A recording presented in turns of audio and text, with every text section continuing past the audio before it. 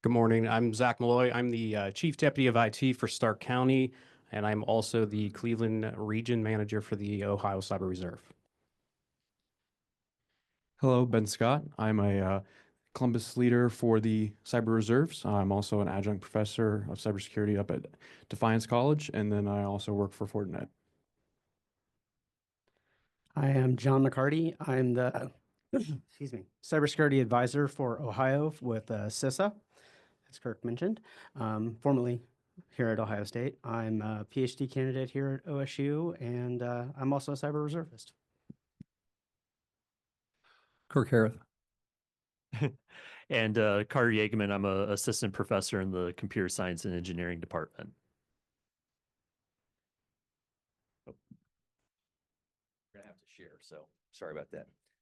Okay, so some of you may have seen in the agenda and whatnot, Dakota Ruddisill was supposed to be with us today. Unfortunately, he's out of state with a family emergency. He was our law expert, but I asked Kirk if he would sit in on us with us to handle that piece of it. Kirk does have another event after this, so if he gets up and walks off, nobody made him mad. He's just got another thing he has to go to.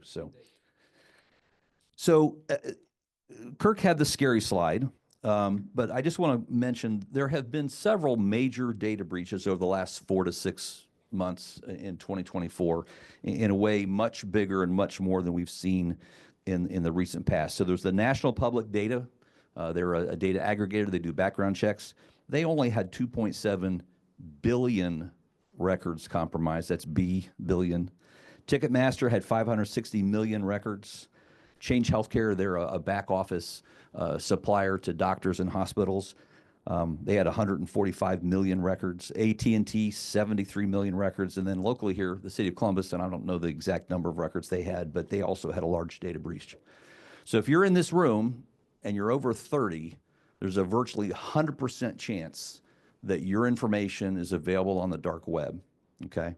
So that's a scary thing, and let's just point out, if you haven't done this already, you should take advantage of those credit monitoring things that are available to you for free from the people who screwed you over. That's not enough. You should freeze your credit, and you should make sure that if you have anything that's valuable that has an online access to it and you've not set up your own access to it, that you do that. So think retirement accounts, Social Security, banking. And the reason for that is those online access is a lock with a key that has not yet been configured if you haven't done that. And I will tell you that anybody in this table and probably half the people in this room could set that key up for you within about 5 minutes with the information that's out there. So having you set that key for yourself is an important thing to do. With that being said, we're going to get started here with our panel. And one of the questions that I had when I first started hearing about all of these breaches and had the fact that billions and millions of records in plain text were being released, which is, how in the hell did that happen in 2024, excuse my French, that someone is releasing data unencrypted and that this is something that's happening in a bigger and better way? So we're going to start with Carter, if you want to start with that, and then we'll let the others jump in after. Yeah, sure. And I have to apologize in advance. I'm going to use the City of Columbus ransomware attack as a running example here. Not because I have anything against the City of Columbus, but just because that's the incident I'm most familiar with in recent history. But so it's pretty intuitive probably to this audience that data should be kept encrypted whenever possible. Of course, saying that and then actually doing that in practice is two very different things. I would love to be able to get up here and say that homomorphic encryption is a household brand that everyone's using. And for those of you who don't know, homomorphic encryption is this idea of how to compute over data without having to decrypt it. Wonderful research technology, but it's just not at the level of maturity yet where it's being used as like a household product. So what happens here is that we all understand that we need to be encrypting data, but at the same time, we have to decrypt it to do anything with it. And that dichotomy is what makes it so hard to manage this information, because first of all, you have to be doing that encryption. And then second of all, you have to be doing the key management of those keys. So for example, in the City of Columbus ransomware attack, one of the things that we saw was what probably did the most damage from that information leaked was backups of databases. And these were databases that I believe from public information were encrypted, but the information that the attackers leaked made it possible to decrypt the backups of those databases. So in the same process that they recovered the backups, they also recovered the keys for those backups. So key management is one of the biggest challenges that we're facing. I'll leave it at that. I don't know if other people want to chime in.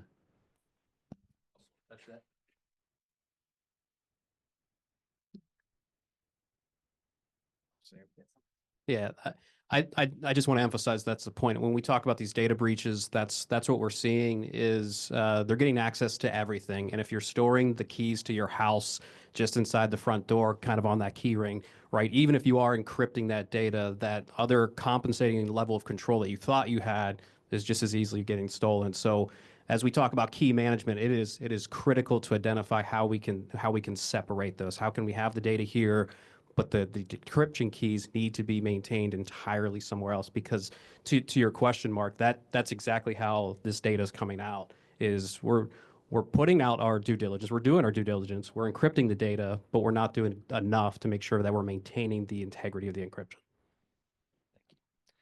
So when I go out and travel the state and talk to people, and we talk about, the different frameworks, identify is that first piece of the NIST framework, right? What do you have? That cyber inventory. And typically when you look at the training on identify, they usually will say hardware, software, networks, and to me, network stuff is hardware, but they usually don't put the word data in there. And I think it's really important that network owners understand what they have, where it is, and what kind of condition it is. The easiest way to protect data is to not have it. And obviously we need to have some data, but if you have a backup copy every working day from now till 20 years ago, right when we first started doing this kind of stuff, that's a lot of copies of data sitting around that maybe don't have to be there. Okay, our next question, and I'm going to address this to our team from the Cyber Reserve here. You guys we'll start with Ben since you took the last one. Why is such a huge increase in data breaches in 2024 versus 2023, 22, 21? When you guys go out and do incident response, and we can't talk about specifics, but how are they getting in?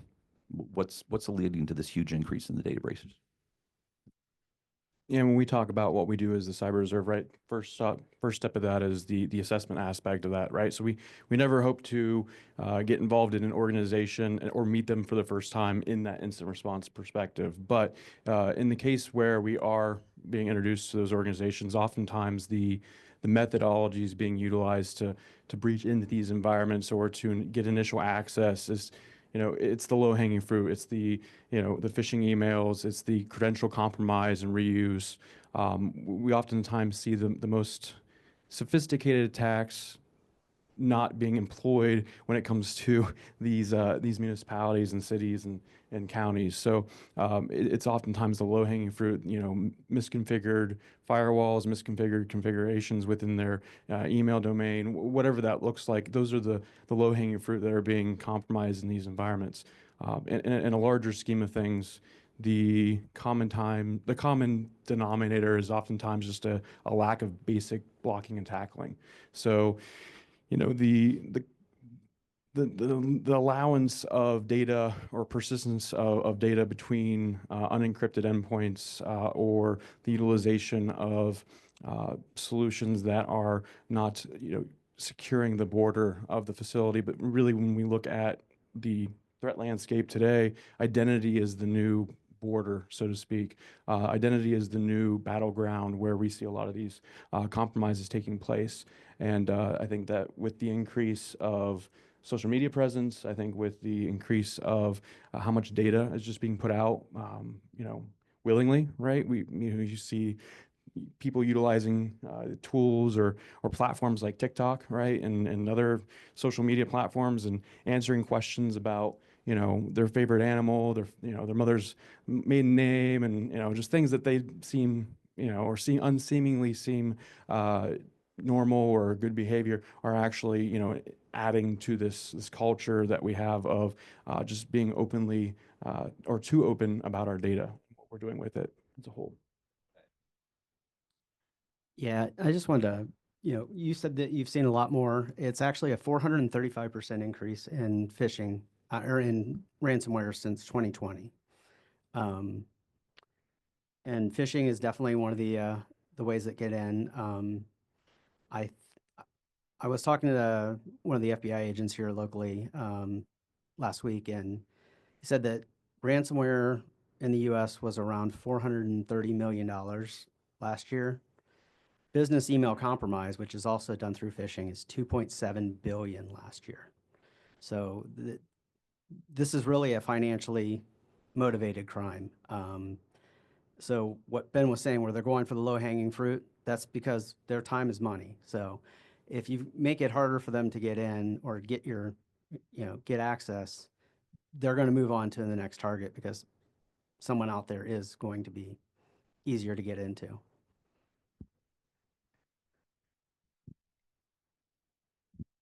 And that's a good point. People aren't doing this for fun. These are bad actors that are in it for money. And so data becomes the way that they can basically blackmail you for your money. In the old days, 3 years ago, 4 years ago, before we taught everyone to do data backups, the trick was to encrypt all of your data and then make you pay for the keys. We now got smart, right? We back everything up. So if they encrypt it, we just wipe it and start over. So now what they do is they exfiltrate the data and then blackmail us to get our own data back. So we've talked about the fact that things are much worse in 2024 than they were in 2023 and beyond. So our next question is, you know, as we look at laws, regulations, liability issues, is there something we need to change and do differently? What's the definition of insanity? Doing the same thing over and over again, expecting a different result? Is there something we need to do differently from a legal or regulatory framework to address this issue? And I'm going to let Kirk start with that one. Thank you, Mark. Yeah, so when I, you know, there's a myth out there that we don't have, that there's not a direction in law as to what our responsibilities are. And I'm not sure we'll ever have a law that it paints a specific picture of what, and frankly, I don't think any of us in this room would actually want to be locked into specific technology, right? So we're stuck with generalities and vagueness. You know, if you go back to like the granddaddy of all, you know, concepts around privacy and security, it's the Fair Information Practices that came out of, you know, the Nixon administration, and then went to the OECD in Europe, and then the FTC. And security is a part of that, right? So there's privacy. It's mostly around fair information practices, right? So privacy and rights around that are a huge part of that. But then one of the last ones is you've got to be able to secure this stuff, right? You've got to be able to keep it secure.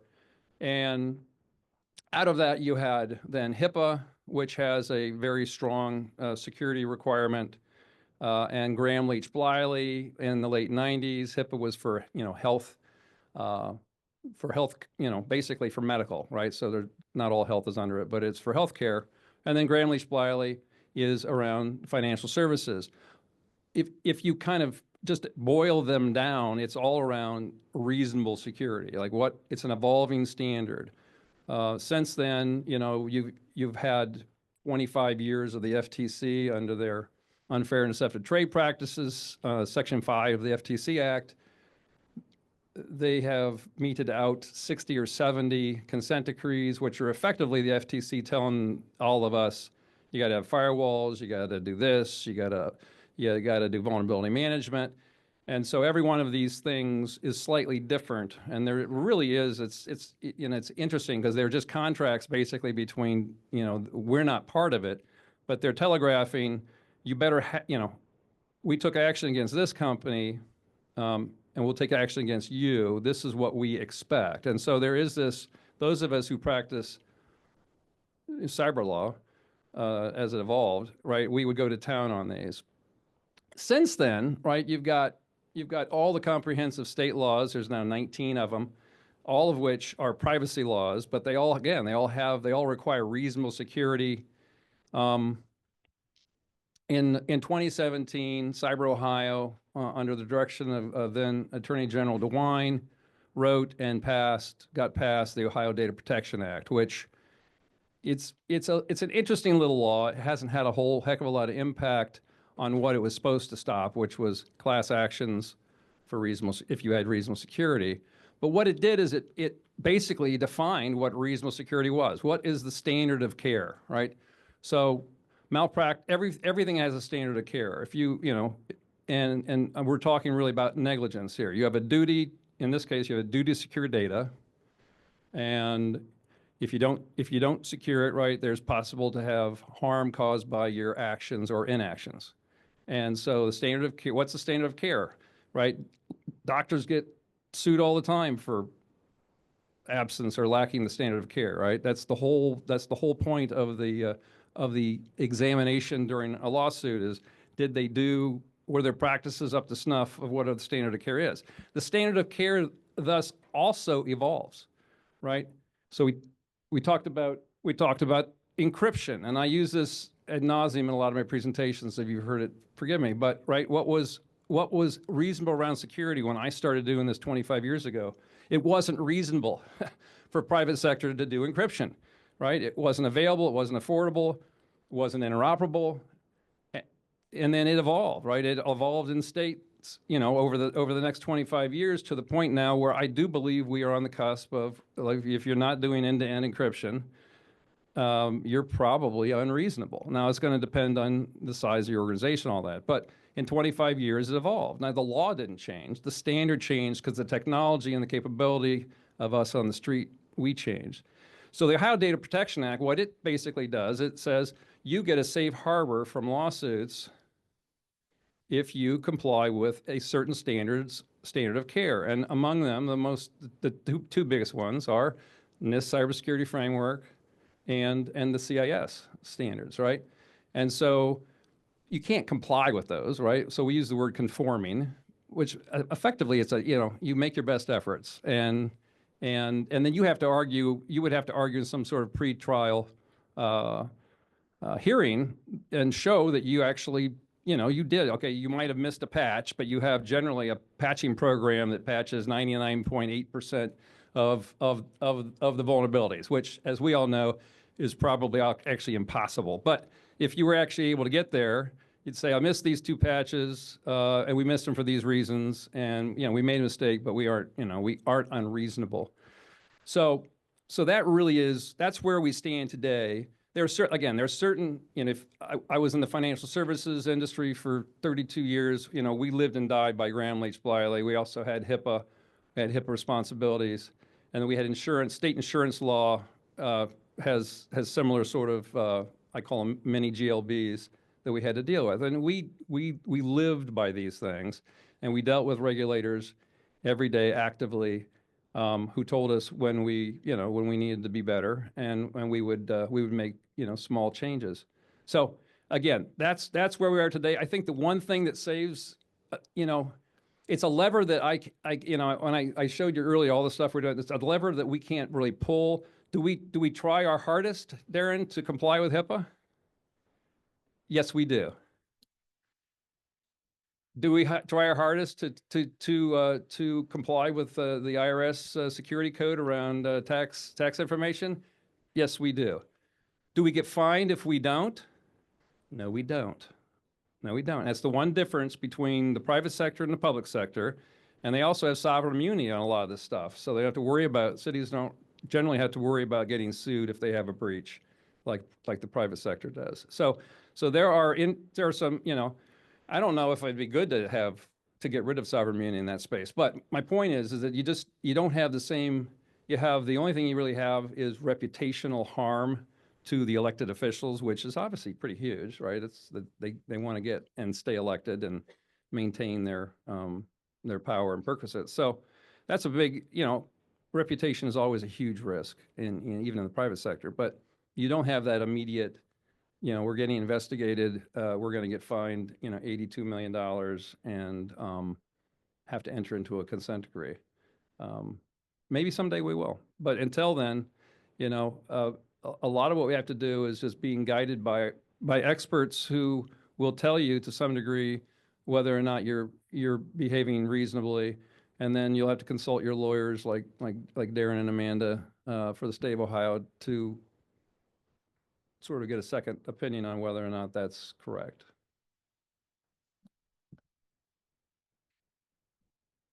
Thanks, Kirk. So we talked a little bit about the fact that there's a lot of data out there, a lot of backups out there. If you have a large organization that's been doing this for a long time, they could have up to 30 years worth of stuff, multiple agencies. So this question, we'll give this one to Carter to start. How can network owners identify all the data they have and that data's security status and then fix it?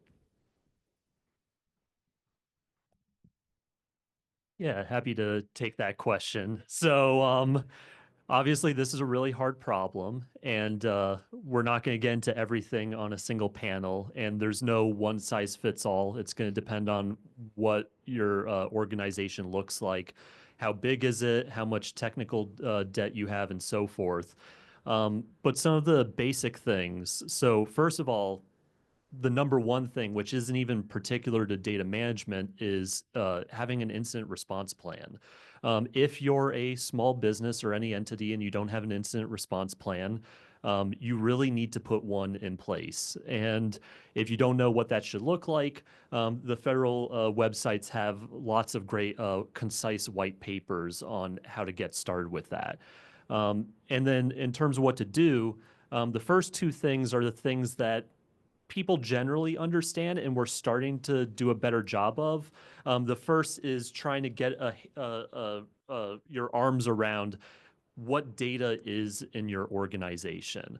So that could mean sending out surveys to employees to try to ask people. Once again, depends on the size, what your actual response rate will be.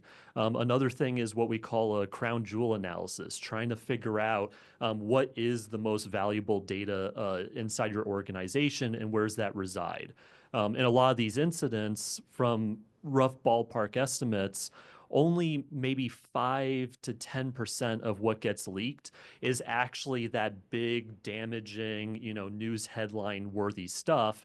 And then the long tail of the 90% is just kind of noise that's not really mineable by an attacker. So it's easy to get into this mindset of like, oh, we'll never get our arms around this problem because what about like Susie's downloads folder on her iPad?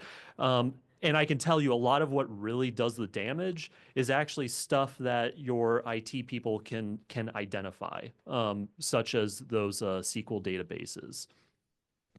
The next part is, once you do have some grasp of what you have, understanding your access control. And once again, most of these off-the-shelf solutions that you'll come across, fortunately now things like identity access management and access control are just built into those. These aren't the old school days of DOS where all the programs on your system just run with no protections whatsoever. Those are the two most basic things, which I think most people understand. The next ones are where we still need to get more traction in. Number 3 is auditing. So do you have some kind of records of who is accessing what data when? Because if you don't have some kind of audit log, you're not going to be able to investigate what happened. And then number 4 is data retention policies. So especially in this digital age where storage has become so cheap, there are a lot of organizations that fall into this trap of, well, let's just hold on to everything in perpetuity because maybe someday we might need it for something. And because the technology makes that cheap enough, everything's being retained, and it's being retained in a way that is always online and readily accessible. And we need to do a better job of challenging ourselves on, do we really need to hold that data? Do we really need to hold that at its maximum fidelity? or can we get rid of some of this data, or can we take some of this data offline? So to use a concrete example, once upon a time, I worked for JP Morgan Chase in cyber threat intelligence. And one of the things that a major financial institution does is there is data that has to be stored long term for disaster reasons. But what we would do, at least in the 2010s, is we would commit that data to magnetic ribbon and we would lock that up in a basement. So we would take it offline. Yes, it's not immediately accessible if an incident did occur, but we could, in the process of weeks, get that data back if we needed to. But on the flip side, it's now offline. It's way harder for an attacker to get access to it. And then the last one that I'll throw in there, and then I'll hand the mic back. This one is one that probably a lot of people are missing, which is that your incident response plan should not just be a technical document for the nerds with the computers. It should really engage all the people in your organization because, for example, chances are you interact with some kind of external entity, whether it's your customers or the general public, and you are going to need non-technical people such as your public relations to help you with these incidents. So what we see in a lot of these scenarios is that maybe an organization has at least some foothold or some idea of, on a technical level, what to do, but they might not be fully prepared for how to engage the public or engage the customers. So a latency occurs in terms of making statements to those shareholders.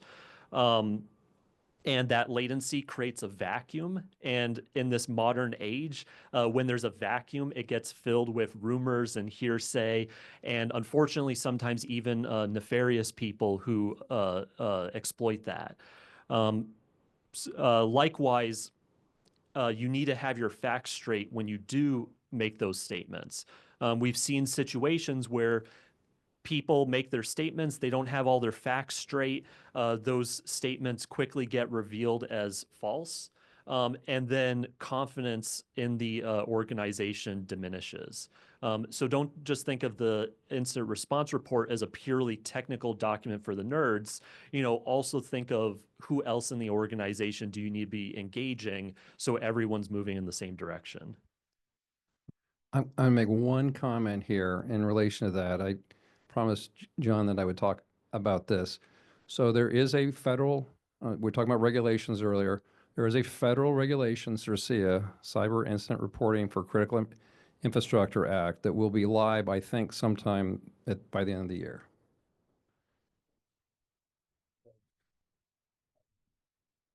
Months from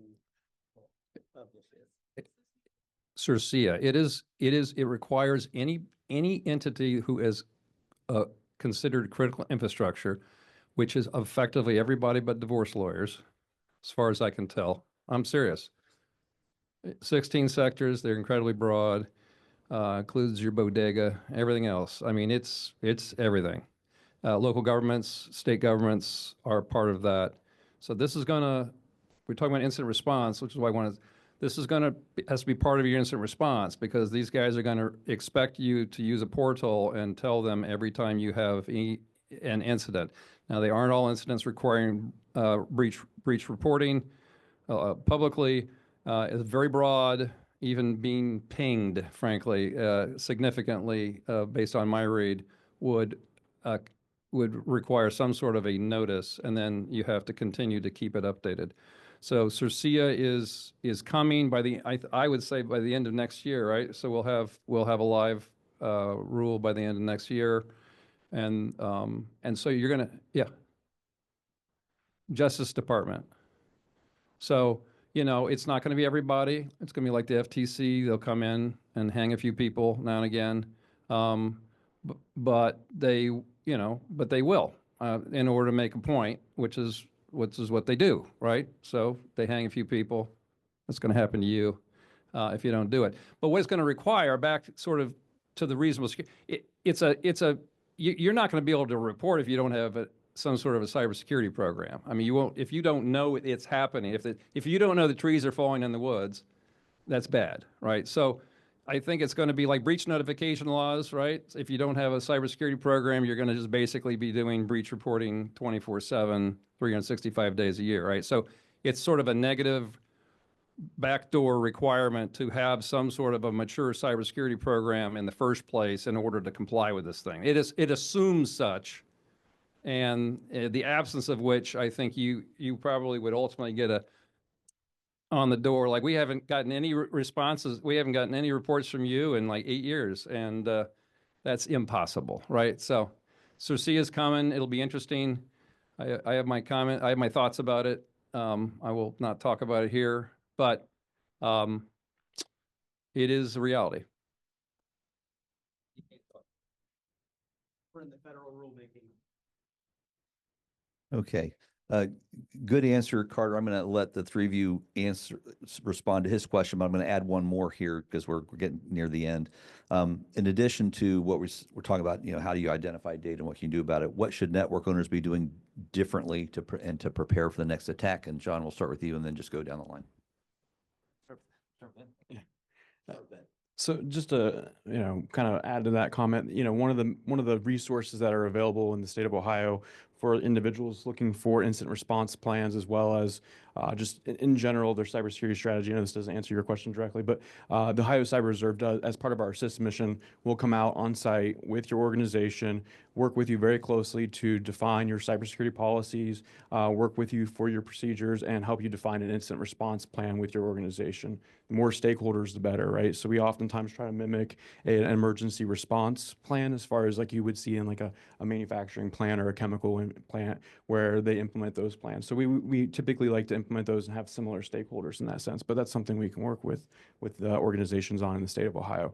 On your question in regards to what can network owners and operators do to strengthen cybersecurity in 2024? I think one, it starts with implementing security controls as well as enforcing their existing policies in those security controls and not allowing organizations or entities within their organization to disable things like multi-factor authentication.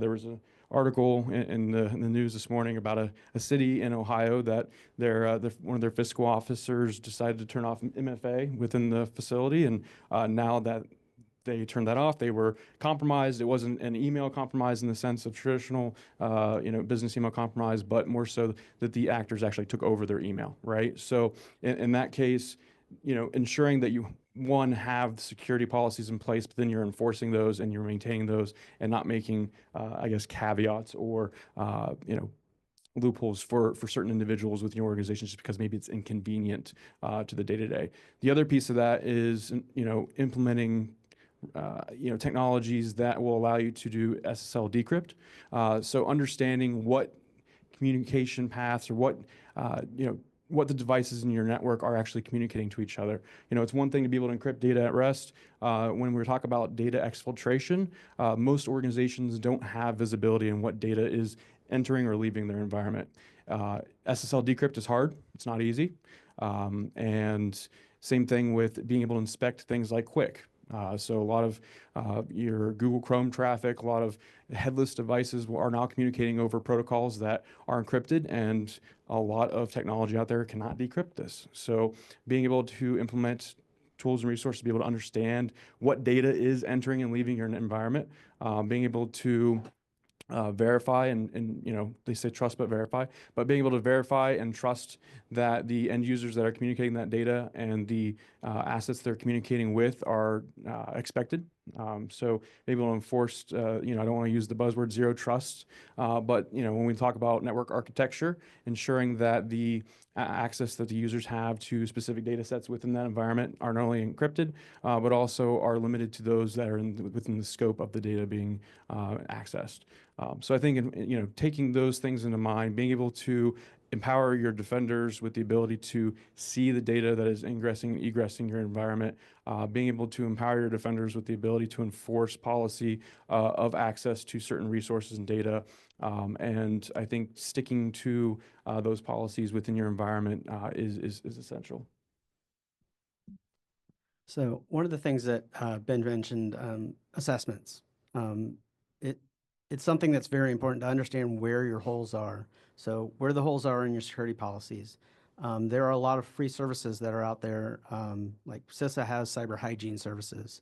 We will scan the external, your network facing applications, your next external network, provide you reports weekly. It's free. And then take advantage of things like tabletops. You know, these are things that the Cyber Reserve can do, CISA can do, OPCI if you're county or local government, you know, they're working on a lot of the training there. So taking advantage of what's actually out there and available. And like I said, majority of it is free. So, which is hard to, you don't hear that a lot from the government.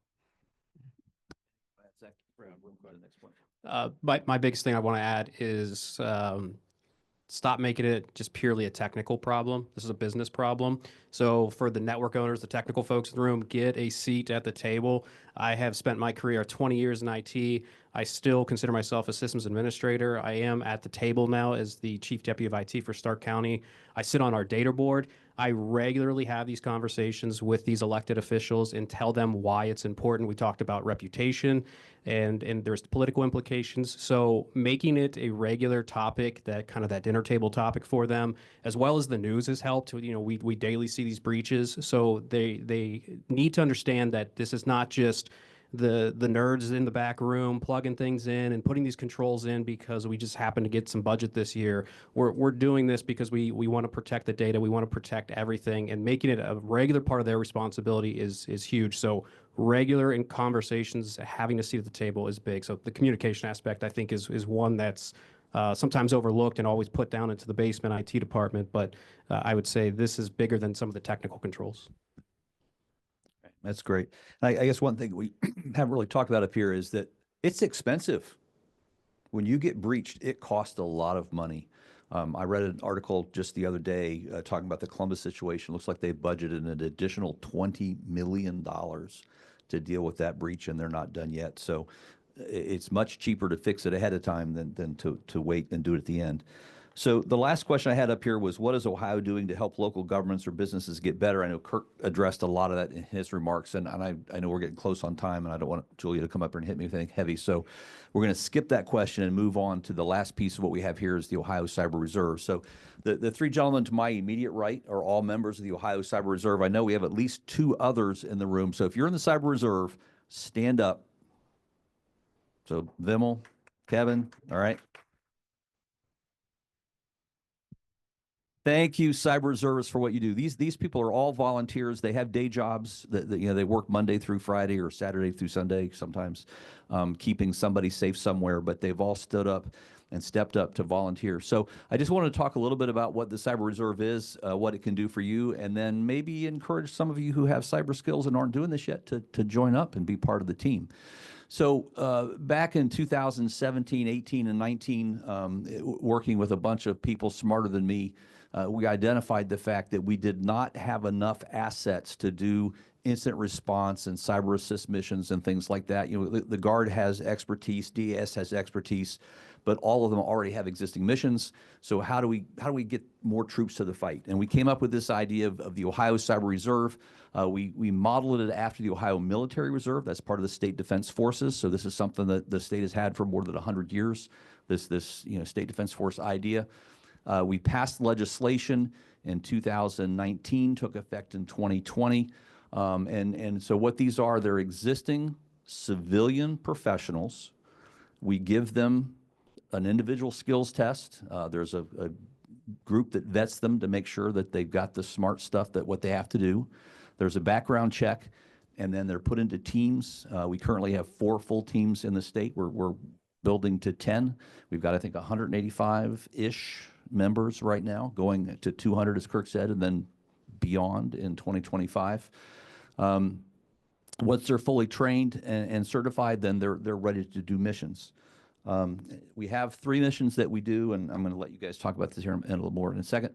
We have the assist mission, which Ben, I think, alluded to, and this is where they will go out to an eligible entity. Eligible entities are typically, well, the state, but although we don't do a lot with the state because they take care of themselves for the most part, but local governments and critical infrastructure. And so they'll go out to those eligible entities, they'll look at what they've got going on. This is an over-the-shoulder mission, volunteer mission, and then leave them with recommendations to get better. There's the educate mission, both supporting the education workforce development piece, as well as some symposiums that they do to educate people. And then the big beast, right, incident response. As Kirk showed you, the spreadsheet there, that how you get that's done through EMA. The governor has to tell us to go. We don't self-deploy. But if an eligible entity has a malware event that they are unable to handle on their own, if the governor directs to do so, the reserve can go out and do that.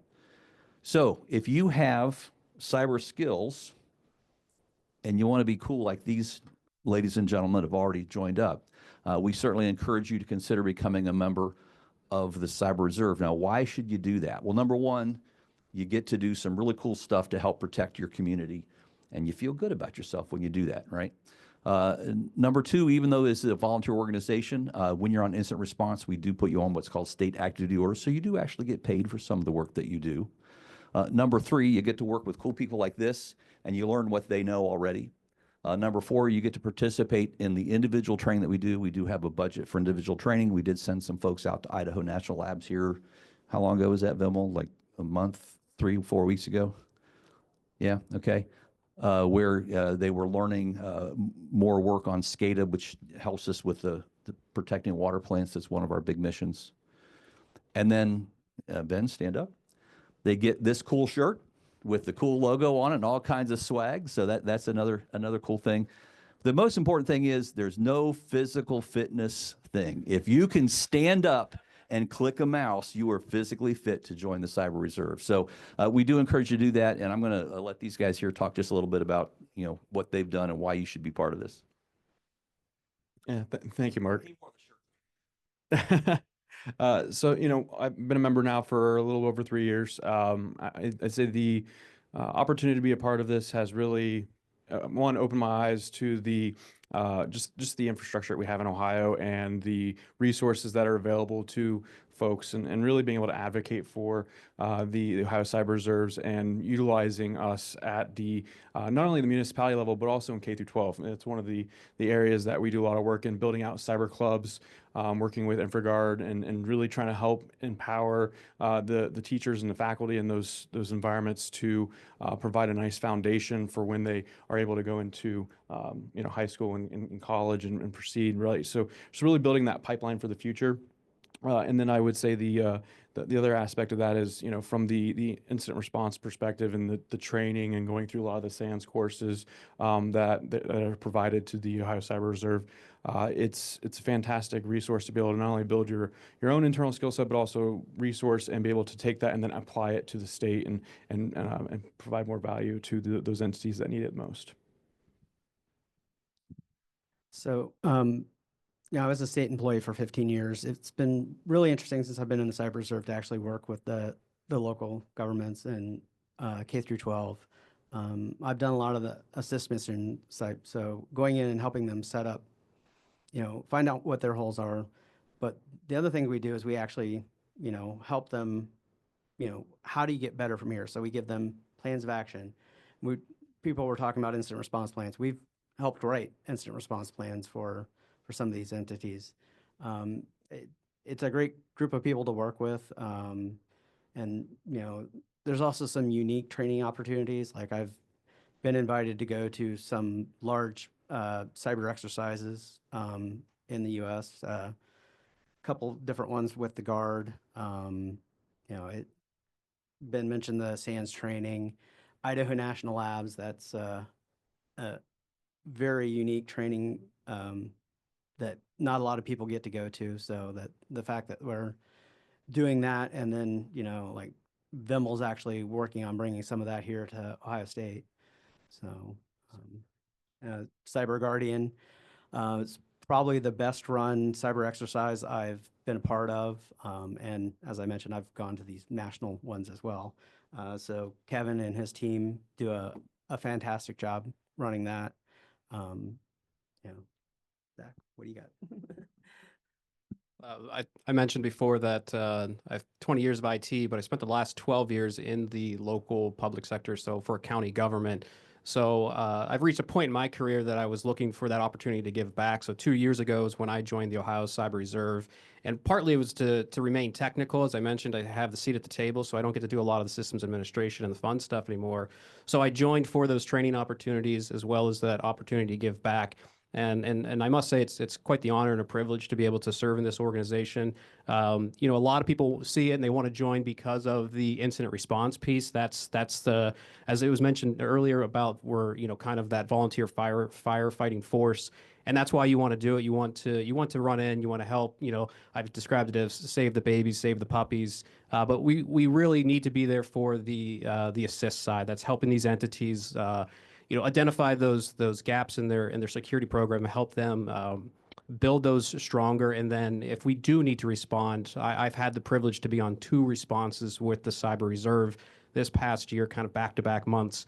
And let me say, it was quite the honor to help serve these one large municipality and a school district. And it's it's emotional. It's tough. It was one of those that kind of just put that exclamation point on why I joined. So happy to answer questions afterwards in the networking event to talk about this even further. I know we want to get to a break. So thank you for everyone's time.